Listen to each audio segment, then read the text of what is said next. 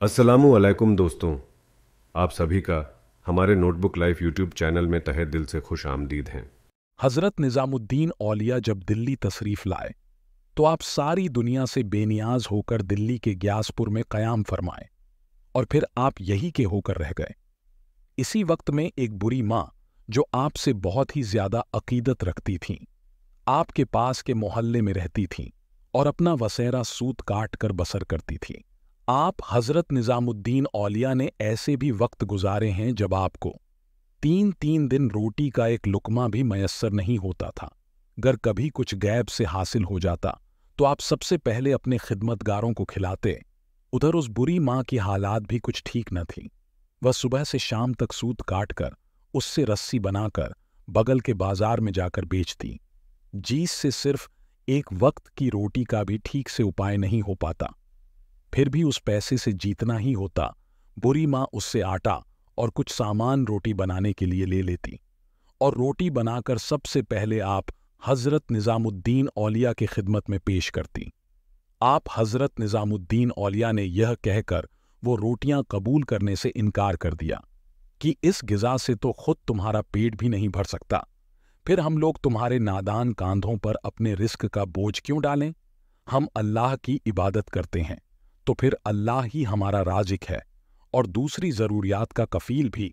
हज़रत महबूबे इलाही का जवाब सुनकर बुरी माँ गिरिया जारी करने लगी, मुझे अपनी खिदमत से महरूम न फरमाइए, मेरे नामा आमाल में इसके सिवा कुछ नहीं। ज़हीन खातून के लहजे में इस कदर खुलूस और गुदाज था कि आप हज़रत निज़ामुद्दीन औलिया इनकार न कर सके और जौ की पकी हुई रोटियां कबूल फरमा लीं। अब इत्तफाक ही कहिए कि वह बुरी माँ कई दिन से रस्सियां तैयार कर रही थीं। करीब 4 दिन तक कोई खरीदार नहीं मिला। वह बुरी माँ भी दूसरे दरवेशों की तरह इतने दिन से फाके के साथ थी, मगर उन्हें खुद से ज्यादा उन दरवेशों की फिक्र थी। फिर 5वें दिन किसी शख्स ने उन खातून से एक रस्सी खरीद ली। बुरी माँ बहुत खुश थी कि आज फाकाकशी का तसलसल टूट जाएगा। फिर रस्सी की कीमत से आटा ले आई और जब असर का वक्त आया तो वह आटा हजरत महबूब इलाही की खिदमत में पेश कर दिया। हजरत निजामुद्दीन औलिया कुछ देर तक सोचते रहे, फिर मौलाना कमालुद्दीन याकूब को हुक्म देते हुए फरमाया, यह नजरी खुलूस है, इसे कबूल कर लो और आटे को देग में डालकर पकने के लिए रख दो। हजरत शेख कमालुद्दीन ने पीरो मुर्शिद के हुक्म की तामील करते हुए आटे को देग में डाल दिया और फिर ज्यादा मिकदार में पानी भर दिया। इसके बाद आग दहका दी गई। ऐसा करने से हजरत महबूब इलाही का मकसद यह था कि अगर आटे के अलावा गैब से कुछ हासिल हो तो उसे भी देग में डालकर पका लिया जाए। इसी वक्त एक फकीर कहीं से घूमता हुआ आया और नारा जनी करने लगा, अगर किसी के पास कुछ है तो उसे फकीर के सामने पेश करे। आज फकीर बहुत भूखा है, जल्दी करो और उसकी भूख मिटा दो। वह फकीर मौलाना याकूब के सामने आए जो कि देग के करीब ही बैठे हुए थे और दोबारा फिर आवाज लगाई, अगर कुछ है तो खाने को दे दो, देग को बंद क्यों कर रखा है, उसका मुंह खोल दे। वह फकीर अपनी जाहिरी हालत से कोई मजबूर मालूम होता था। मौलाना कमालुद्दीन ने फकीर को एक नज़र देखा और उठकर हजरत निजामुद्दीन औलिया की बारगाह में हाजिर हुए। हजरत महबूब इलाही उस वक्त कुछ पर रहे थे। आपने हजरत कमालुद्दीन से आने का सबब दरियाफ्त किया। एक दरवेश बहुत भूखा है, अंदाजा होता है कि वह कुछ खाए पिए बगैर नहीं जाएगा। मौलाना कमालुद्दीन ने अर्ज किया, मौलाना आपको इसमें क्या एतराज़ है, इसमें तो उस दरवेश का भी हिस्सा है, हम तो महज मुंतज़िर हैं। उन दरवेश से कह दो कि अभी खाना पक रहा है, जैसे ही तैयार होगा सबसे पहले उन्हीं की खिदमत में पेश किया जाएगा। हजरत निजामुद्दीन औलिया ने फरमाया। पीरो मुर्शिद का हुक्म सुनकर मौलाना कमालुद्दीन वापस तशरीफ ले गए और अजनबी दरवेश के सामने हजरत महबूब इलाही के अल्फाज दोहरा दिए। फकीर शदीद इस दराज में कहने लगा, मेरे पास वक्त नहीं, मैं इंतज़ार नहीं कर सकता। अपने शेख से कह कि खाना जिस हालत में भी है भेज दें, बल्कि ज्यादा बेहतर है कि वो खुद ही मुझे खाना खिलाएं। यह कहकर वह फकीर वहां से हटा और कुछ फासले पर जाकर बैठ गया। मौलाना कमालुद्दीन हिचकिचाते हुए दोबारा पीरो मुर्शिद की खिदमत में हाजिर हुए और दरवेश की ख्वाहिश मानो बयान कर दी। वो लम्हात बड़े अजीब थे। जब मौलाना कमालुद्दीन ने हजरत निजामुद्दीन औलिया को अपनी नशिस्त से उठते हुए देखा, हजरत शेख बड़े जज्बों शौकत के आलम में फरमा रहे थे, मेज़बान के लिए मेहमान की तकवा से फ़र्ज है, मगर इससे भी बढ़कर फ़र्ज यह है कि मेहमान जिस तरह भी खुश हो उसे खुश किया जाए।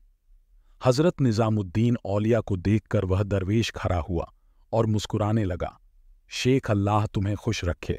आज बहुत भूख लगी है, इसलिए तुम्हारे दरवाजे पर चले आए। अब तुम अपने हाथ से इस फकीर को कुछ खिलाओ।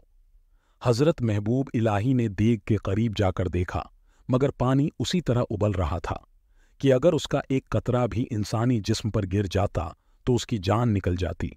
इस सूरत हाल के बीच नजर हजरत शेख ने फरमाया, आपने मुझ फकीर को मेज़बानी की सादत बख्शी है, मगर खाना अभी गर्म है, थोड़ा सा इंतजार कर लें।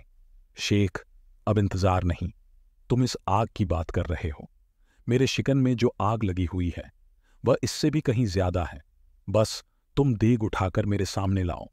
हजरत निजामुद्दीन औलिया ने फिर कुछ नहीं फरमाया, एक कपड़े से देग के दोनों किनारे पकड़ लिए। इसके बाद हजरत निजामुद्दीन औलिया देग उठाकर उस दरवेश के पास चले गए। मौलाना कमालुद्दीन को फकीर की यह अदा सख्त नागवार गुजरी थी कि उसने अपनी जगह से हरकत तक न की और ऐसे बैठा रहा जैसे खानकाह के लोग उसके खिदमतगार हों। इसके साथ ही मौलाना कमालुद्दीन ने यह भी महसूस किया कि हजरत महबूब इलाही की पेशानी मुबारक पर नागवार की शिकन तक न थी, बल्कि आप देग को उठाते हुए बहुत मसरूर नजर आ रहे थे। जब हजरत निजामुद्दीन औलिया देग लेकर उस दरवेश के करीब पहुंचे तो वह भूख की शिद्दत से इस कदर मुस्तहब हुआ कि उसने उबलते हुए पानी में बेझिझक अपना हाथ डाल दिया। हजरत महबूब इलाही उसे मना करते ही रह गए, मगर दरवेश बार बार देग में हाथ डालता और फिर आटे को मुंह में रख लेता। गदरी पोश ने यह अमल 3 बार दोहराया, फिर उसने देग को उठाकर जमीन पर मार दिया। वह देग दरअसल मट्टी का एक बड़ा मटका था जो जमीन पर गिरते ही टूट गया। हजरत निजामुद्दीन औलिया निहायत सकून से दरवेश की इस करारी हरकत को देखते रहे, मगर मौलाना कमालुद्दीन खामोश न रह सके। मेहमान, तुमने यह क्या किया? तुम्हें मालूम है कि इस पानी जैसे गीजा से कुछ और अल्लाह के बंदे रोजा कोसाई करते। अफसोस तुमने दूसरे की भूख को नजरअंदाज कर दिया। मौलाना कमालुद्दीन के लहजे बड़े सख्त थे। तुम्हें नहीं पता महबूबे इलाही कितने दिनों से फाके से हैं। फकीर ने कहा, मुझे पता था, अल्लाह के रहमो करम से ये बात, मगर मैं क्या करता? मेरे खुदा की यही हुक्म था, मैं क्या करता? ये बात कहकर फकीर महबूबे इलाही हजरत निजामुद्दीन औलिया के करीब आया और कहने लगा, शेख निजामुद्दीन, तुम्हें बाबा फरीदगंज शकर ने बहुत सारे नेमतें बख्शी हैं। मैंने तुम्हारे फाका कसी के देग को तोड़ दिया है। अब तुम सुल्तान ज़ाहरी भी हो और सुल्तान बातीन भी। ये सब बात सुनकर मौलाना कमालुद्दीन हैरत में थे। फकीर ये सब बात कहकर चला गया, कुछ आगे बढ़ते ही बह गायब हो गया। महबूबे इलाही हजरत निजामुद्दीन औलिया ने अपने मुरीदों से फरमाया, अल्लाह हमेशा अपने चाहने वालों के साथ होता है। वह कब, कहाँ, किस तरह आके मदद फरमा दे, कोई नहीं जानता। इसके बाद महबूबे इलाही हजरत निजामुद्दीन औलिया के खानकाह पर हजारों हजारों टन खाना बनता और सभी को नसीब होता। दोस्तों, हमें महबूबे इलाही हजरत निजामुद्दीन औलिया के वाकया से सीखना चाहिए।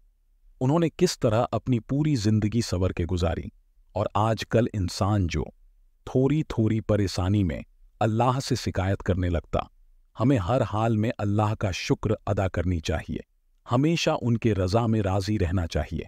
अल्लाह पाक से यही दुआ है कि अल्लाह हमें सही रास्ते पर चलने की तौफीक अता फरमाए।